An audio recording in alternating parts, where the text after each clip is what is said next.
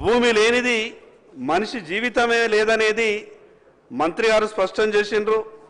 దాంట్లో పూర్తిగా వాస్తవం ఉన్నది. మాకు అనిపించింది అధ్యక్ష, ప్రశ్న దానికి రిలేటెడ్ కాకపోయినప్పటికీ ఈ ధరణిలో పడ్డటువంటి కష్టాలు అన్నీ ఇన్ని కావు. సరే, కొత్తగా ప్రభుత్వం భూభారతి అని పేరు మార్చింది. పేరు మారిస్తే కూడా కానీ పేరు మార్పుతోనే సరిపోదు, చాలా ప్రయత్నాలు చేసినట్టు అనిపిస్తుంది. కానీ ఇంకా చేయాల్సింది చాలా ఉన్నది. ధరణి ప్రవేశపెట్టినటువంటి పరిస్థితి ఎంత విచిత్రకరంగా ధరణి పనిచేసిందంటే సార్, బాలనాగమ్మ అనే ఒక నాటకం ఉన్నది సార్.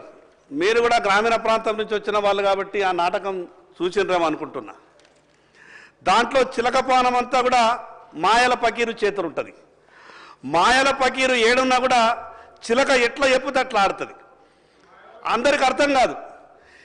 ఈ చిలకేంది, మాయల పకీరేమో కనిపిస్తలేడు, కానీ చిలక మాత్రం మాయల పకీరు చెప్పినట్టే ఆడుతున్నదని అక్కడ చూసే వాళ్ళకందరికీ అనిపిస్తుండే. ఈ ధరణి కూడా భూమి ఏమో ఆదిలాబాద్లో ఉంటుండే, హైదరాబాద్ నుంచి అది ప్రొహిబిటెడ్లో ఉండాలనా లేదా ఇంకో దాంట్లోకి పోవాలని ఇక్కడికి వెళ్ళే మొదలవుతుండే. ఇక్కడ ఉన్నటువంటి మాయల పకీరు ఎట్లా ఆడిస్తే అట్లా ఆడింది ఆ ధరణి. కానీ అక్కడ ఉన్నటువంటి పట్టేదారు నా పట్టా భూమిది, నా తాత ముత్తాతల నుంచి వచ్చినటువంటి ఆస్తి, నేను దీన్ని అమ్ముకుంటా అంటే మాత్రం ఆ ధరణి ఒప్పుకోకపోతుండే. ఎప్పటిదాకానైతే మాయల పకీరు ఇషారా రాకపోతుందో, ఎక్కడిదాకానైతే మాయల పకీరు ఆ చిలకకు ఎప్పుడో అప్పటిదాకా రైతు తన పట్టాలున్నటువంటి సొంత భూమిని కూడా అమ్ముకోలేనటువంటి పరిస్థితిలో ధరణి ఉండే అధ్యక్ష. సామాన్య రైతు గ్రామం నుండి మండల కేంద్రానికి రావాలంటేనే ఇబ్బంది వ్యవసాయం విడిచిపెట్టి. పోనీ మండల కేంద్రంకు అష్ట కష్టాల పాల్పడి మండల కేంద్రానికి వస్తాడు. ఆ తహసీల్దార్ అంటుండే నా దగ్గర ఏమీ లేదు, ధరణి వచ్చిన తర్వాత అంతా పైననే ఉన్నదని. చివరికి ఇంకా ఇతని పైన అధికారి ఎవరు అంటే ఆర్డీఓ. ఇక ఆర్డీఓ దగ్గరికి పోతుండే రైతు.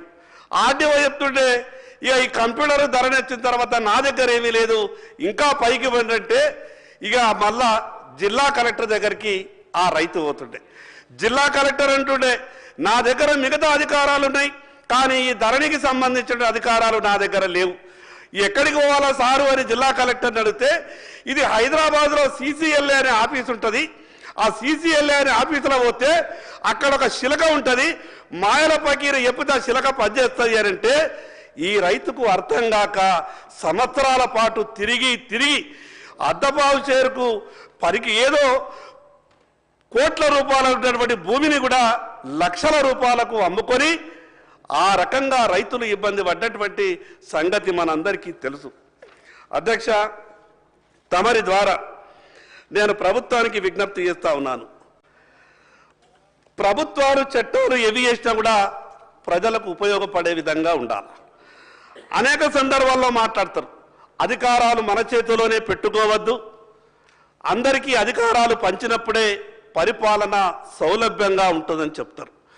ఎన్ని ఘోరాలు జరిగినాయంటే అధ్యక్ష, ఒక పట్టాదారు దగ్గరికి వెళ్ళి నీ చేనుని నీ పొలంని నాకు ఇంత ధరకు నువ్వు అమ్మాలనంటే ఆ రైతు అన్నాడు నేనెందుకు అమ్మాలా, నా తాత తండ్రుల నుంచి వచ్చినటువంటి ఆస్తి నేను అమ్మనంటే నువ్వు ఎట్లా అమ్ముకుంటావో నేను చూస్తా, మా మాయల పకీరు శిలక హైదరాబాద్లో ఉంటారు, దాన్ని నేను ధరణి పోర్టల్లో ప్రొహిబిటెడ్లో పెట్టిపిస్తాను వార్నింగ్ ఇచ్చిపోతే వార్నింగ్ ఇచ్చినటువంటి 2 గంటల తర్వాత ఆ రైతు రిజిస్ట్రేషన్ ఆఫీస్కి వెళ్ళి చూస్తే నీది ప్రొహిబిటెడ్లో ఉన్నది, నీది నిషేధిత జాబితాలో ఉన్నది, నువ్వు అమ్ముకోలేవు అని ఆ రైతుకు చెప్తే పెళ్లి పెట్టుకున్నటువంటి ఆ రైతు ఏడ్చుకుంటూ రిజిస్ట్రేషన్ ఆఫీస్ నుంచి బయటకు వచ్చి ఏ వ్యక్తి అయితే బ్లాక్మెయిల్ చేసిండో, ఏ వ్యక్తి అయితే అద్దపావు ధరకు నువ్వు అమ్మాలని అన్నాడో ఆ అతని దగ్గరికి వెళ్ళి రైతు బతిమిలాడి ఆ భూమిని నమ్ముకున్నటువంటి సందర్భాలు జరిగినాయి అధ్యక్ష. ధరణి పోర్టల్లో 50-60 సంవత్సరాల నుండి వ్యవసాయం చేసుకుంటున్నటువంటి రైతులు గతంలో సాదా బయానా మీద కొన్నటువంటి ఆ భూములని ఈ ధరణి వచ్చిన తర్వాత కొందరు దేశ్ముఖులు కావచ్చు, కర్నళ్ళు కావచ్చు, మిగతా కొందరు దొరలు కావచ్చు, నక్సలైట్ల భయంకు మారుమూల గ్రామాల నుండి బతుకు తెరువు కొరకు హైదరాబాద్ వచ్చినటువంటి దొరలకు తిరిగి వందల వేల ఎకరాలు వాళ్ళ చేతిలో పట్టాలు వచ్చిన తర్వాత 50-60 సంవత్సరాలుగా సాదా బయానా మీద 500-1000 రూపాయలకు ఎకరం కొనుక్కున్నటువంటి ఆ రైతులు వీళ్లకు పట్టాలు వచ్చిన తర్వాత వాళ్ళు అనాథలుగా మారిండ్రు. కూలీలుగా బతకడానికి హైదరాబాద్ వచ్చిన వాళ్ళు పట్టాదారులుగా మారిండ్రు. పట్టాదారులు కావాల్సినటువంటి రైతులు అదే గ్రామంలో కూలీలుగా మారిండ్రు. మీ ద్వారా రెవెన్యూ శాఖ మంత్రి గారికి నేను విజ్ఞప్తి చేస్తా ఉన్నాను. గతంలో ఆ రకంగా ఉన్నటువంటి తప్పులను మీరు ఇప్పుడు కొత్తగా ఈ భూభారతిలో చాలా స్పష్టంగా అన్ని విషయాలు జిల్లా లెవెల్లో కూడా చర్చ జరిగింది. ఆ చర్చలు కూడా నేను పాల్గొన్నా. కానీ మీకు కూడా ఒక విజ్ఞప్తి చేస్తున్నా, మీ ద్వారా రెవెన్యూ శాఖ మంత్రి గారికి నేను ఒక విజ్ఞప్తి చేస్తా ఉన్నా. గత ప్రభుత్వం ఏ రకంగానైతే మాయల పకీరు శిలక వ్యవహారం చేసిందో మీరు పెట్టినటువంటి బిల్లులో కూడా ఒక క్లాజ్ ఉంది అధ్యక్ష. ట్రిబ్యునల్లను ఏర్పాటు చేసే వరకు సిసిఎల్ఏనే దీనికి సర్వస్వం అని మీరు ఆ క్లాజ్ని, ఎందుకంటే తర్వాత చర్చలో చెప్పాలనుకున్నాం కానీ సందర్భానికి అనుసంధానం ఉన్నది కాబట్టి నేను చెప్పే ప్రయత్నం చేస్తా ఉన్నాను. గత ప్రభుత్వం కూడా ధరణి పెట్టేటప్పుడు ఒక మాట చెప్పింది అధ్యక్ష, తప్పుడు ఎప్పుడు జరిగినా కూడా, తప్పులు ఎక్కడ జరిగినా ఏ అధికారి చేసినా మీకు అప్పీళ్లకు అవకాశం ఉన్నది అని చెప్పిండ్రు. 6-7 సంవత్సరాలు గడిచిపోయింది అధ్యక్ష. ఎక్కడా కూడా ట్రిబ్యునల్ ఏర్పాటు, ఎక్కడా కూడా అన్నా నా ప్రశ్న మొదటిసారి వచ్చింది, దండం పెడతానా. మీ ప్రభుత్వం సలహాలు చెప్తున్నాం, సూచనలు ఇస్తున్నాం అన్న. గత ప్రభుత్వం చెప్పి అధ్యక్ష ధరణి వల్ల పూర్తిగా ఏదో చెడు జరిగిందని కూడా నేను చెప్పా. అక్కడ ఉన్నటువంటి లోపాలు మాత్రమే చెప్తున్నా. నేను ధరణి వల్ల పూర్తిగా పనికిరాని చట్టమని కూడా చెప్పా. అక్కడ ఉన్నటువంటి లోపాలు చెప్పేటటువంటి ప్రయత్నం చేస్తున్నా అధ్యక్ష. నేను మీ ద్వారా రెవెన్యూ శాఖ మంత్రి గారికి ఆ విషయం ఎందుకు స్పష్టం చేస్తున్నానంటే, సిసిఎల్ఏ అనేది ప్రభుత్వం చేతిలో. ధరణి పోర్టల్ వచ్చిన తర్వాత అధ్యక్ష ఈ రాష్ట్ర చీఫ్ సెక్రటరీ పదవికి కూడా లేనటువంటి విలువ సిసిఎల్ఏకి వచ్చింది. హైదరాబాద్ రంగారెడ్డి జిల్లాలకు ఆనుకొని ఉన్నటువంటి మండల తహసీల్దార్లకు, జిల్లా కలెక్టర్కు లేని విలువ కూడా తహసీల్దార్లకు వచ్చింది. వందల వేల కోట్ల రూపాయలు మనం అనేక సందర్భాల్లో పేపర్లలో చూసినాం. పోస్టింగ్ వచ్చినటువంటి 3 నెలలకే ఒక తహసీల్దారు ఆదాయం 480 కోట్ల రూపాయలు. ఇక్కడ లేకుంటే పక్క రాష్ట్రాలు ఉన్నటువంటి చుట్టాల పేర్ల మీద భూములు మార్చుకున్నటువంటి పద్ధతిని కూడా మనం చూసినాం అధ్యక్ష. ఏ రాష్ట్ర రాజధానికి కూడా, ఈ దేశంలో ఉన్నటువంటి ఏ రాష్ట్ర రాజధానికి కూడా వేల ఎకరాలు, లక్షల ఎకరాలు ప్రభుత్వ భూములు లేవు. అది మనం చేసుకున్నటువంటి పుణ్యమో ఏవో, ఈ తెలంగాణ రాష్ట్ర రాజధాని హైదరాబాద్కు మాత్రమే లక్షల ఎకరాల ప్రభుత్వ భూమి ఉన్నది. ఇప్పటికీ కూడా ప్రభుత్వం సరైన రీతిలో వ్యవహారం చేస్తే, ప్రభుత్వం ఆధీనంలో ఉన్నటువంటి ఆ భూముల్ని రక్షించుకుంటే లక్షల కోట్ల రూపాయలు రాష్ట్ర రాజధానికి ఆనుకొని ఉన్నాయి అధ్యక్ష. నేను మీ ద్వారా రెవెన్యూ శాఖ మంత్రి గారికి, ప్రభుత్వానికి విజ్ఞప్తి చేస్తా ఉన్నాను. రైతు నేనే స్వయంగా సిసిఎల్ఏ కార్యాలయానికి వెళ్ళిన అధ్యక్ష. రైతులని 20 మందిని పట్టుకొని పోయినా. 4 సార్లు జిల్లా కలెక్టర్ కార్యాలయం నుంచి వచ్చినాయి, కరెక్షన్స్ ఉన్నాయంటే అక్కడికి వెళ్ళాలా, మళ్ళీ కరెక్షన్ చేసి పంపాలా. ఇక్కడికి వచ్చిన తర్వాత 20 మందిని రైతుల్ని పట్టుకొని నేను లోపలికి వెళ్ళిన. సార్ మీ దగ్గరికి అవి వచ్చినాయి, అవి తొందరగా క్లియర్ చేస్తే బాగుంటుందంటే, సహజంగా సిసిఎల్ఏ దగ్గర ఆ లైన్ ఎట్లుంటుందంటే ఒక్కొక్క ఎకరం క్లియర్ చేస్తే 50 కోట్లు 60 కోట్లు. ఆ సార్లు ఏమనుకున్నారు, ఈ సిసిఎల్ఏ సార్ ఈ ఎమ్మెల్యే ఎంబడి పట్టుకొని వచ్చిందంటే ఇదేదో 300-400 కోట్ల విషయం ఉంటుండొచ్చు, ఇంత తొందరగా క్లియర్ చేస్తే కుదరదు అనుకున్నారో ఏమో. నేను 4 సార్లు అయింది సార్. నేను అందుకే మీ ద్వారా గౌరవ రెవెన్యూ మంత్రి గారికి విజ్ఞప్తి చేస్తా ఉన్నాను, జిల్లా కలెక్టర్ల స్థాయిలో సమస్య పరిష్కారం చేసే విధంగా ప్రయత్నం చేయండి. మరి అదేవిధంగా దాంట్లో ఇంకొక క్లాజ్ పెట్టరు, చివరిగా 1 నిమిషంలో ముగిస్తా అధ్యక్ష. దాంట్లో ఇంకోటి పెట్టిర్రు, సద్భావనతో పనిచేసేటటువంటి అధికారులకు రక్షణ కల్పించాలని. 100% ఈ ప్రభుత్వం ప్రజల కొరకు పనిచేస్తున్నటువంటి అధికారులకు ప్రభుత్వం పూర్తిగా రక్షణ కల్పించాల్సిందే. అంత మాత్రాన వాళ్ళ మీద దావాలు వేయడానికి వీలు లేదు అని క్లాజ్ ఏదైతే పెట్టిండ్రో ఆ క్లాజ్ని తొలగించే విధంగా ప్రయత్నం చేయాలా. అదేవిధంగా చివరిగా sir ORC POB, ORC occupancy right certificate అనేది జిల్లా కలెక్టర్లే ఇచ్చిండ్రు. జిల్లా కలెక్టర్లు ఇచ్చేదానికన్నా ఎక్కువ ఇంకో విలువైన కాగితమే ఉండదు నాకు తెలిసినంత సహజంగా.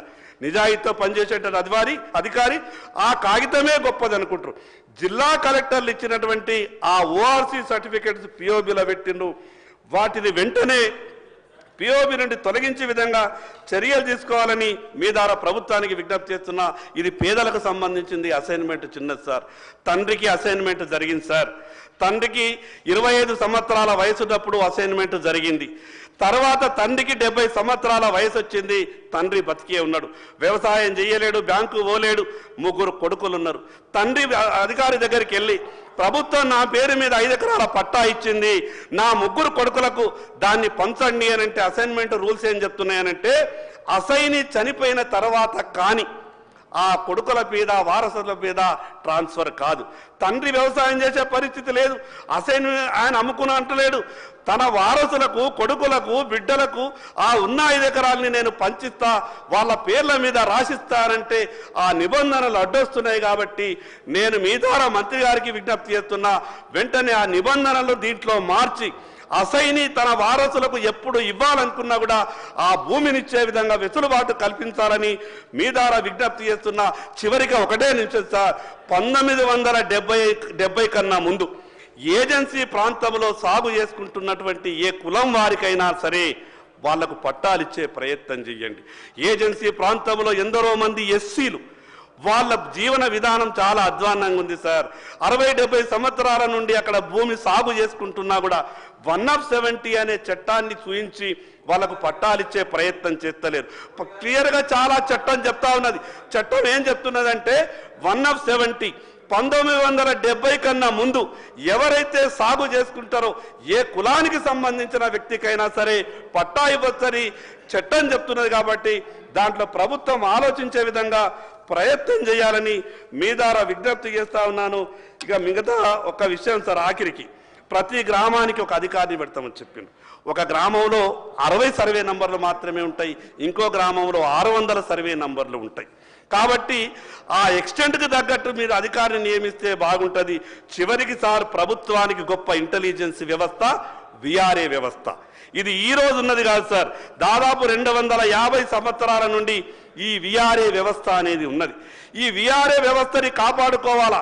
మీ ఇంటెలిజెన్స్ పోలీసు కూడా అంత క్షుణ్ణంగా మీకు సమాచారం ఇవ్వదేమో, కానీ ఆ విఆర్ఏ వ్యవస్థ ఎంత గొప్పది అంటే గ్రామంలో చీమ చిటుక్కుమన్నా కూడా ప్రభుత్వానికి సమాచారం ఇచ్చేటటువంటి విఆర్ఏ వ్యవస్థని మీరు కాపాడుతామని చెప్పిండ్రు.